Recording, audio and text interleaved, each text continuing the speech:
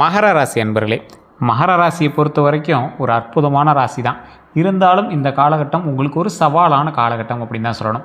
நிறைய பேருக்கு உழைச்சி தேஞ்சு போயிட்டீங்க சார். கொஞ்சம் நேரம் ஃப்ரீயாக இருந்துட்டு கொஞ்சம் நேரம் வேலை செய்யலாம்ல, அந்த மாதிரி ஒரு காலகட்டம். ஃப்ரீயாக இருக்கிறது அப்படின்னா நீங்களாக ஃப்ரீயாக இருக்கிறதில்ல, உங்கள்கிட்ட இருக்கிற வேலையை கொஞ்சம் நேரம் அப்படியே கொஞ்சம் ஸ்லோ பண்ணிவிட்டு உங்களை தானாகவே ஃப்ரீ பண்ணி விடும்.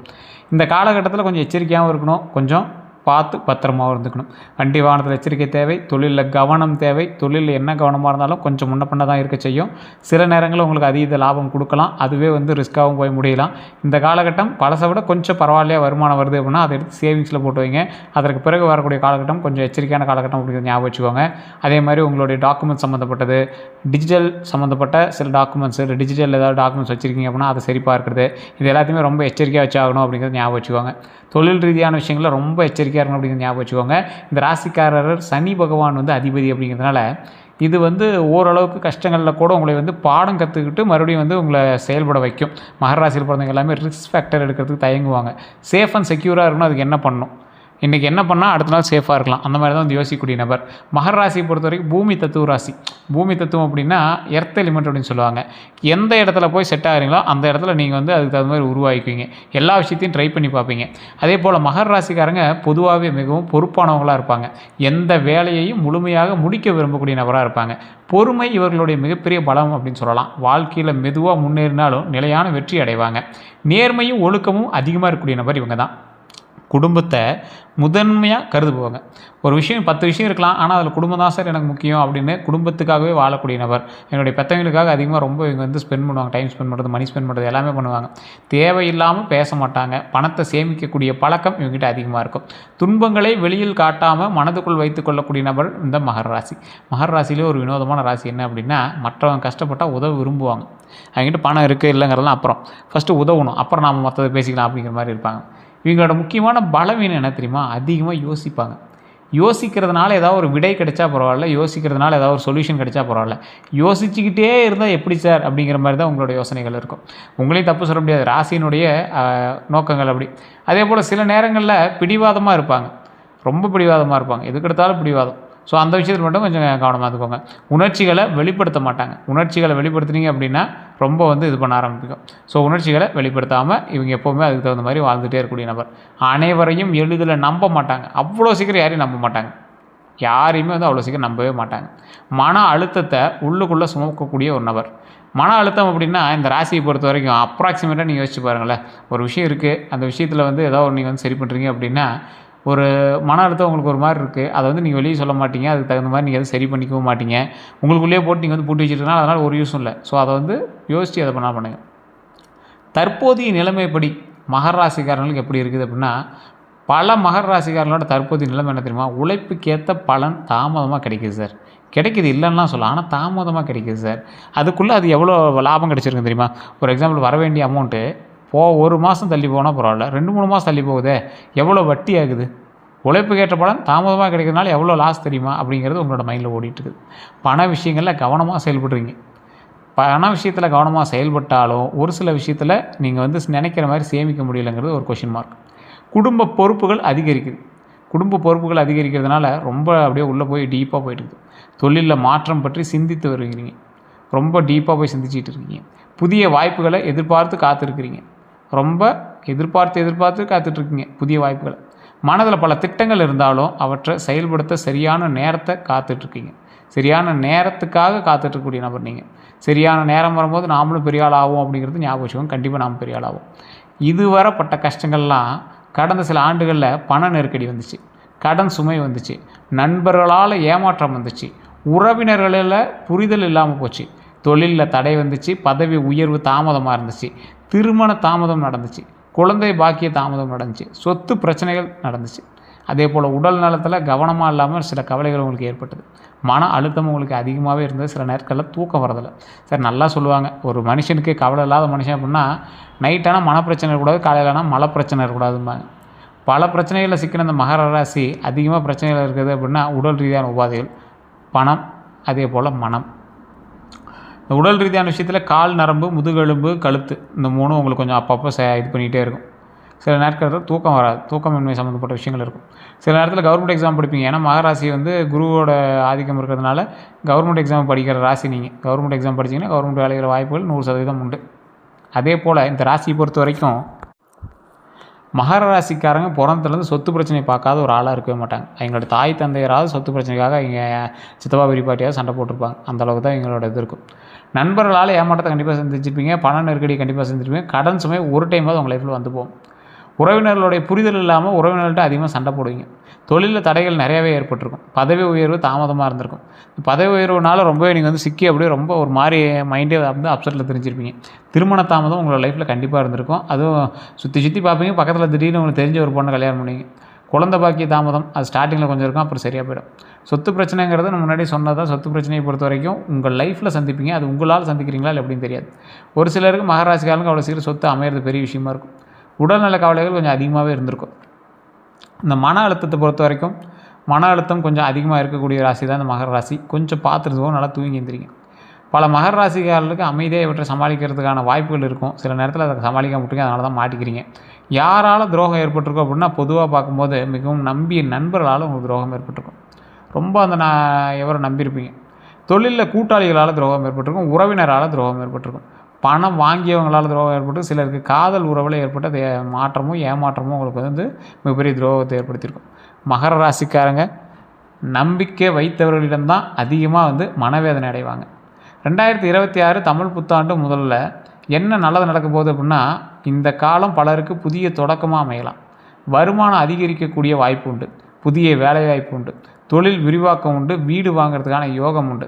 2026 தமிழ் புத்தாண்டுக்கு பிறகு நிறையா பேருக்கு மகராசிக்காரர் சூப்பராக இருக்கும்னா இப்போ நான் சொன்ன விஷயங்கள்லாம் இருக்கான்னு பாருங்கள். அப்படி இல்லை அப்படின்னா உங்களோட தசாபுத்தி தான் பேசணும்.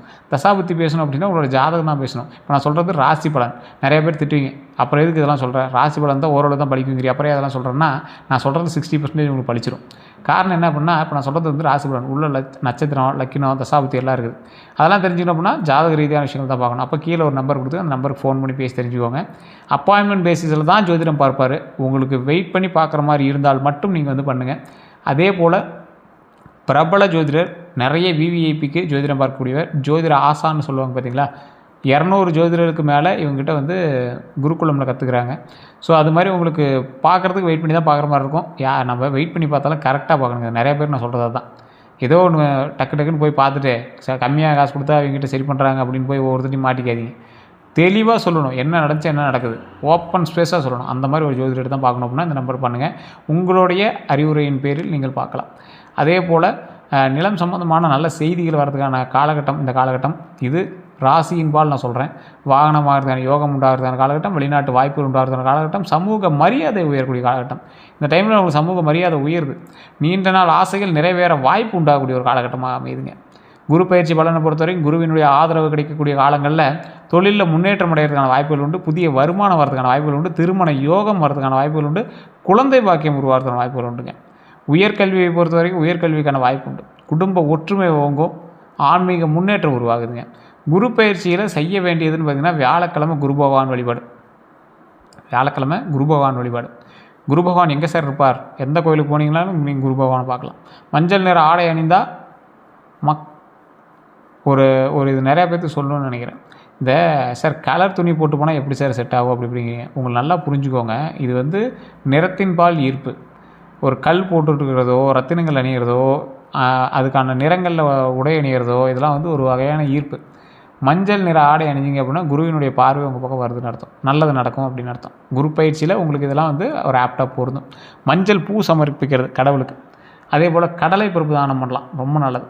மாணவர்களுக்கு கல்வி உதவித்தொகை வந்து கொடுத்தீங்க அப்படின்னா ரொம்ப அற்புதமாக இருக்கும். அதே போல் அன்னதானம் பண்ணுங்கள். ஒரு 10 பேருக்காக அன்னதானம் பண்ணிங்கன்னா உங்களோட லைஃப்பில் மிகப்பெரிய ஒரு நல்ல விஷயத்தை பார்ப்பீங்க. அதே போல் செய்யக்கூடாதவை அப்படின்னா முக்கியமான ஒரு விஷயம், அவசர முதலீடு செய்ய வேண்டாம். இந்த காலகட்டம் அவசர முதலீடு வேண்டவே வேண்டாம். கோபத்தில் பேசாதீங்க. உறவினர்களுடன் பண பரிவர்த்தனையில் கவனம் தேவை. தேவையில்லாத கடனை தவிர்க்கணும். பிறர் பேச்சை மட்டும் நம்பி முடிவெடுக்க வேண்டாம். குரு பயிற்சியால் கிடைக்கக்கூடிய லாபங்கள் அப்படின்னா எதிர்பாராத பணவரவு. எதிர்பாராத பணவரவு எப்படி இருக்கும் அப்படின்னா மிகப்பெரிய ஒரு ஹைலைட்டான ஒரு விஷயந்தான். எதிர்பாராத பணவரவுங்கிறதுலாம் ஒரு மிகப்பெரிய விஷயந்தான். டக்குன்னு ஒருத்தர் பணம் வந்துச்சுன்னா எப்படி இருக்கும், அப்படி தான்.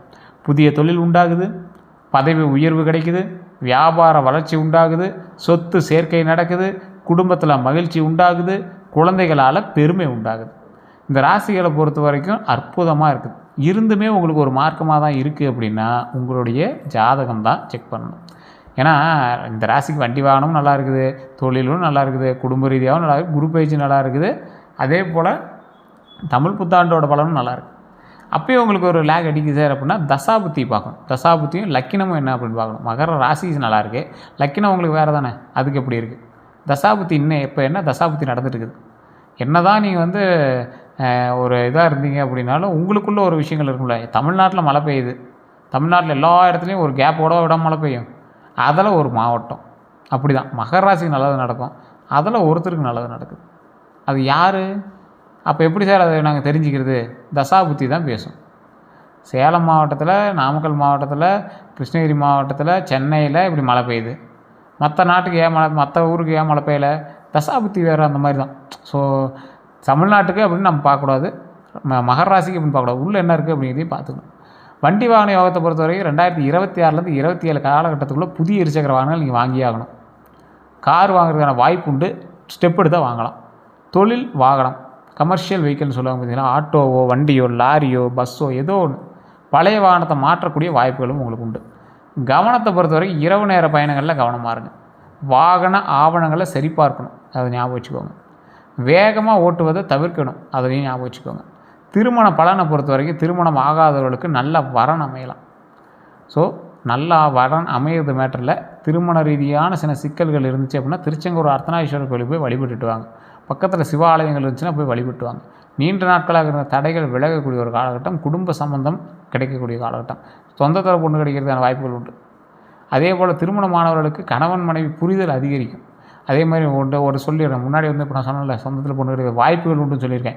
உடனே மகர ராசிக்காரன் சொல்லுவாங்க, இல்லை இல்லை இல்லை இல்லை நாங்களாம் வந்து பண்ணது வெளியில் தான் பண்ணோம் அப்படிம்பாங்க. இப்போ வாய்ப்புகள் இருக்குதுன்னு சொல்கிறேன், அதாவது திருமணம் ஆகாதவங்களுக்கு சொல்கிறேன். அதே போல் திருமணமானவங்களுக்கு கணவன் மனைவி புரிதல் அதிகரிக்கும். இதுக்குமே வந்து திருச்செங்கோடு அர்த்தநாரீஸ்வரர் கோயில் உங்களுக்கு அற்புதமான ஒரு அருமருந்து. புருஷ முன்னாடியோட சண்டையாக வந்துட்டு இருக்கிறீங்கன்னா அந்த கோயிலுக்கு போயிட்டாங்க, ரொம்ப அற்புதமாக இருக்கும். குடும்ப அமைதி மேம்படக்கூடிய ஒரு காலகட்டம், புதிய வீடு அல்லது குடும்ப விரிவாக்கம் பற்றிய நல்ல செய்திகள் வரும். அற்புதமான ஒரு காலகட்டமாக இருக்குது. குழந்தை பாக்கியத்தை பொறுத்த வரைக்கும் குழந்தைக்காக காத்திருப்பவர்களுக்கு நல்ல வாய்ப்புகள் உருவாகலாம். குழந்தைகளினுடைய கல்வி மற்றும் முன்னேற்றத்தில் மகிழ்ச்சி கிடைக்கும். அடுத்த 12 நாட்கள் எப்படி இருக்க போகுது அப்படின்னா, முதல் 4 நாட்கள் எதிர்பாராத தகவல் வரும், பணவரவு உண்டாகுது. இந்த காலகட்டத்திலாம் பணவரவு வரும், அது சரியாக பயன்படுத்திக்காங்க. அடுத்த 4 நாட்கள் சிறிய மனக்கசப்பு உண்டு, வேலை பளு அதிகரிக்கக்கூடிய ஒரு காலகட்டம், புதிய சந்திப்புகள் வந்து உங்களுக்கு நடக்கும். கடைசி 4 நாட்களை பொறுத்தவரைக்கும் நல்ல முடிவு உண்டு, தொழில் வளர்ச்சி உண்டு, குடும்பத்தில் மகிழ்ச்சி உண்டாகுது. கண்திஷ்டியை பற்றி உங்களுக்கு சொல்லணும் அப்படின்னா, பாரம்பரிய நம்பிக்கைகள் பற்றி நிறைய பேர் சொல்கிறாங்க, புதிய வீடு கட்டினா, புது வாகனம் வாங்கினா, தொழில் வளர்ச்சி வந்தால், குழந்தைகளை முன்னேற்றம் நடந்தால், இது எல்லாமே இருக்குது. இந்த மாதிரி விஷயங்கள் சமயங்களில் கந்திஷ்டி இருப்பதாக பல வந்து நம்புகிறாங்க. ஆனாலும் ஒரு விஷயத்தை நல்லா ஞாபகம் வச்சுக்கோங்க, உங்களுக்கு அதீத வளர்ச்சி டக்கு டக்குன்னு உருவாகிட்டே இருக்கும். அதனால தான் உங்களுக்கு வந்து கந்திஷ்டி வருது.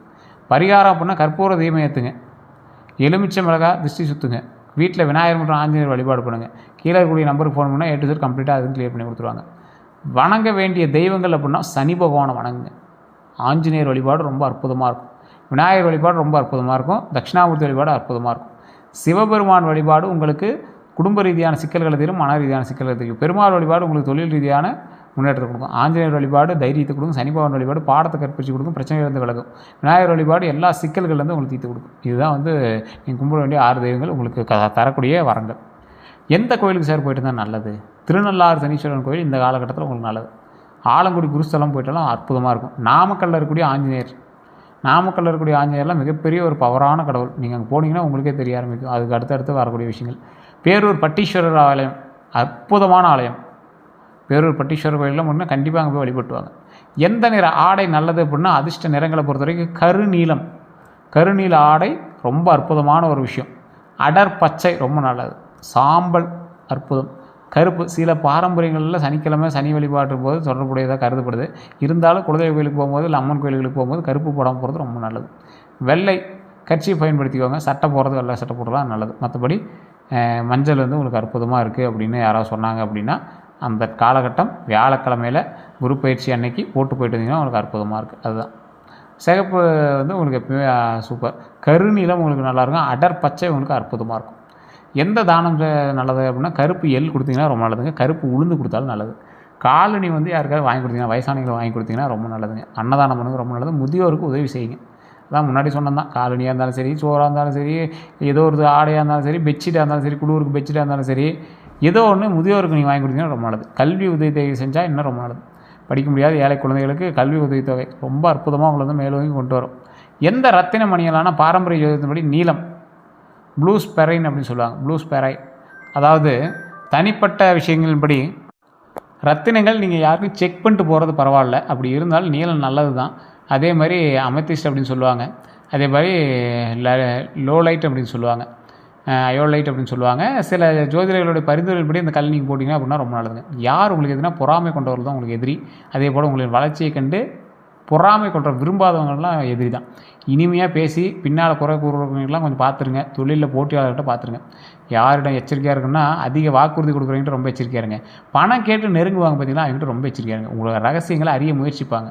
சார் இந்த விஷயம் பண்ணியாட்டுங்க ரொம்ப நல்லா இருக்கு, எப்படி பண்ண அப்படின்னு கேட்குறவங்களாம் ரொம்ப எச்சரிக்கையாக இருங்க. போலி முதலீடு திட்டங்களை கூறுவாங்க, அவங்ககிட்ட ரொம்ப எச்சரிக்கையாக இருங்க. பணவரவு எப்படி இருக்கும் அப்படின்னா 2026 புதிய வருமான வாய்ப்புகள் உண்டாகுது. பழைய பாக்கிகள் எல்லாமே வசூலாகுது. சொத்து மூலம் லாபம் கிடைக்குது. தொழிலில் நிலையான வளர்ச்சி உண்டாகுது. சேமிப்பில் அதிகரிக்குதுங்க. தொழில் எப்படி இருக்கும் அப்படின்னா, அரசு வேலைக்கு முயற்சி பண்ணுறீங்க அப்படின்னா செய்கிறவங்களுக்கு ரொம்ப ஆரோக்கியமாக தான் இருக்கும், ஒன்றும் பிரச்சனை இல்லை. தனியார் துறையில் பதவி உயர்வு கிடைக்கும் போது, புதிய வியாபார ஒப்பந்தங்கள் கிடைக்கும் போது, வெளிநாட்டு தொழில் தொடர்பான விஷயங்கள் அதிகரிக்குங்க. ஆரோக்கியத்தில் மூட்டு வலி, முதுவலி, கழுத்து வலி நான் சொன்னது தான். எலும்பு சம்மந்தப்பட்ட பிரச்சனைகள் இருக்கும். வைட்டமின் டி அல்லது கால்சியம் குறைபாடு கண்டிப்பாக இருக்கும். மன அழுத்தம் இருக்கும், அதை சரி பண்ணிக்குவாங்க. உடற்பயிற்சி நல்லாயிருக்கும், நல்லா தூங்கி எழுந்திரிங்க. சீரான உணவு இது எல்லாமே கடைப்பிடிச்சிங்கன்னா ரொம்ப நல்லதுங்க. அதிர்ஷ்டமான எண் பொறுத்த வரைக்கும் 4, 8, 22. என்ன சார் 4, 8, 22 ட்ரை பண்ணி பாருங்கள். ஆனால் எல்லா இடத்துலையும் இது பயன்படுமான்னு சொல்ல முடியாது. ஜாதகத்தை வச்சு மீதியை செக் பண்ணிக்கலாம். அதிர்ஷ்ட கிழமைகள்லாம் சனிக்கிழமை, வெள்ளிக்கிழமை. பொதுவாக ஜோதிட ரீதியான சேர்க்கைகளின்படி வெளிநாடு செல்ல வாய்ப்பு இருக்குது அப்படின்னு கேட்டால் சிலருக்கு வேலை, கல்வி அல்லது தொழில் காரணமாக வெளிநாட்டு வாய்ப்பு இருக்குது. வீடு வாங்கக்கூடிய யோகத்தை பொறுத்த வரைக்கும் நிதி திட்டத்தின் கீழே முயற்சி செஞ்சிங்கன்னா கொஞ்சம் வாய்ப்பு இருக்குங்க. இப்போ இந்த டைமில் வந்து நிதி திட்டத்தின் கீழே இருக்குது. அதே போல் நீதிமன்ற வழக்குகள் எப்படி இருக்குது அப்படின்னா, பொறுமையோட சட்ட ஆலோசனை பின்பற்றிங்கன்னா கொஞ்சம் சாதகமாக இருக்குது. இது கொஞ்சம் முன்னப்பண்ணதாக இருக்குது. புதிய தொழில் தொடங்கலாமா அப்படின்னு கேட்டால் ஆராய்ச்சி செஞ்சு தொடங்கலாம். சரியான கூட்டாளிகள் சேர்ந்து பண்ணீங்க அப்படின்னா ரொம்ப நல்லது. அதீத முதலீடுகள் போடக்கூடாது. பங்குச்சந்தையை பொறுத்த வரைக்கும் முதலீடுகள் அவசர முடிவுகள் வேண்டவே வேண்டாம். குடும்பத்தில் ஒற்றுமை அதிகரிக்குமான்னு கேட்டால் பேச்சில் நிதானம் மற்றும் புரிதல் இருந்துச்சு அப்படின்னா ரொம்ப அற்புதமாக இருக்கும். ஆன்மீக முன்னேற்றம் உண்டா அப்படின்னு கேட்டால் இந்த காலகட்டம் அற்புதமாக இருக்குது. கோவில் தரிசனம் மற்றும் தர்ம செயல்களில் ஈடுபடக்கூடிய மனநிலை உங்களுக்கு உருவாகும். 2026 உங்களுக்கு வந்து பலருக்கு ஆன்மீக ஆர்வம் அதிகரிக்கும் அப்படிங்கிறது உண்மை. அதே போல் இந்த காலகட்டம் உங்களுக்கு மெதுவான ஆனால் உறுதியான முன்னேற்றத்தை கொடுக்கக்கூடிய காலகட்டம். எல்லா துறையிலையுமே அற்புதமாக இருக்கும். கொஞ்சம் பொறுமையாக நிதானமாக செயல்படுங்க. அதுலேயும் உங்களுக்கு எந்தெந்த விஷயம் நல்லா இருக்குன்னா, தொழில், பணவரவு, சொத்து, குடும்பம், திருமணம், குழந்தைகள், ஆன்மீகம் போன்ற பல துறைகளில் படிப்படியான வளர்ச்சி ஏற்படக்கூடிய வாய்ப்புகள் இருக்குது. சனி பகவானுடைய பொறுமையையும் ஒழுக்கத்தையும் பின்பற்றி குருவினுடைய அருளையும் அதில் இருக்கக்கூடிய ஆசையையும் நாடி முயற்சிக்கக்கூடிய ஒவ்வொருத்தருக்கும் தொடர்ந்து செஞ்சீங்க அப்படின்னா, அந்த இறைவன் வழிபாட்டை தொடர்ந்து செஞ்சீங்க அப்படின்னா நீண்ட காலமாக காத்திருந்த பல நல்ல மாற்றங்கள் இந்த ஆண்டிலிருந்து உங்களுக்கு அனுபவிக்கிறதுக்கான வாய்ப்புகள் ரொம்ப அதிகமாகவே இருக்குங்க. வேறு ஏதாவது தகவல் வேணும் அப்படின்னா கீழே கூடிய நம்பர் ஃபோன் பண்ணுங்கள். கமெண்ட் செக்ஷனில் பதிவிடுங்க. இப்போ நான் சொன்னது உண்மையா இல்லையா அப்படின்னு, எந்தளவுக்கு உண்மை இருந்துச்சு அப்படின்னு மறக்காம கமெண்ட் செக்ஷனில் பதிவிடுங்க. அதே போல் இதுவரை நம்ம சேனல் சப்ஸ்கிரைப் பண்ணிக்கோங்க. பக்கத்தில் பெல் பண்ண மறக்காம ப்ரெஸ் பண்ணிக்கோங்க. ஃபாலோ பண்ணிக்கோங்க ஃபேஸ்புக்கில் பார்த்தீங்கன்னா. எல்லோரும் நன்றி நண்பர்களே.